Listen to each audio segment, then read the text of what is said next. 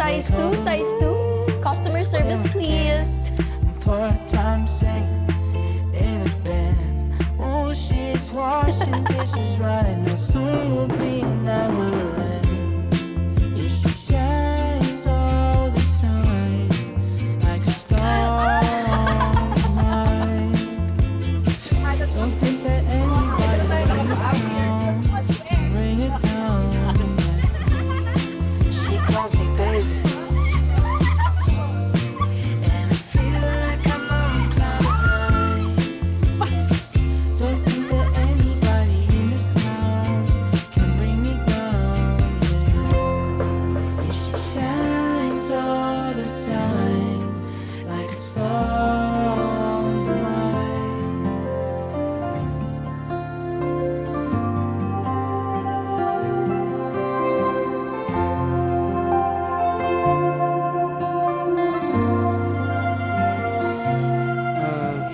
Thank you nga pala.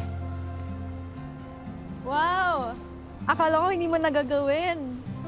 Hindi, actually, pinag-iisipan ko pa kung deserve mong mapasalamatan after lahat ng ginawa mo sa akin ng nakaraan.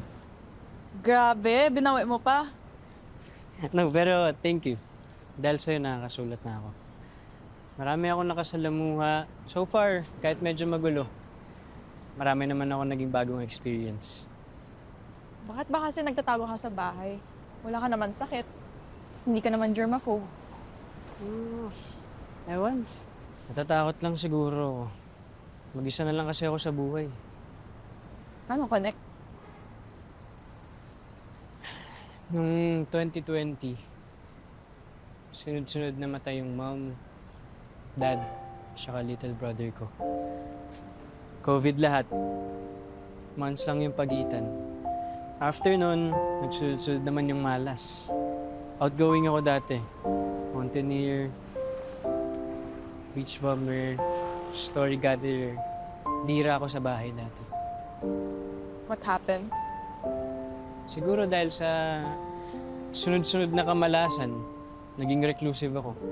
I made a decision na kung di ako lalabas ng bahay, baka mabawasan yung chance na mapahamak ako or worse, mamatay. Feeling ko kasi the world is out to get me.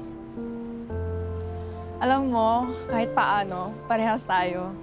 Trying to survive in this world na laging 50-50 lang ang chance.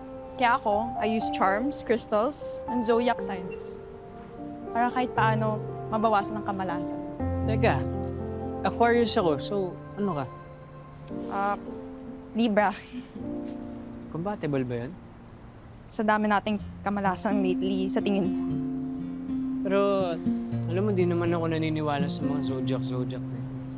Pero sa 20 to 30% ng romantic movies, haters to lovers ang kwento. So ano kinalaman?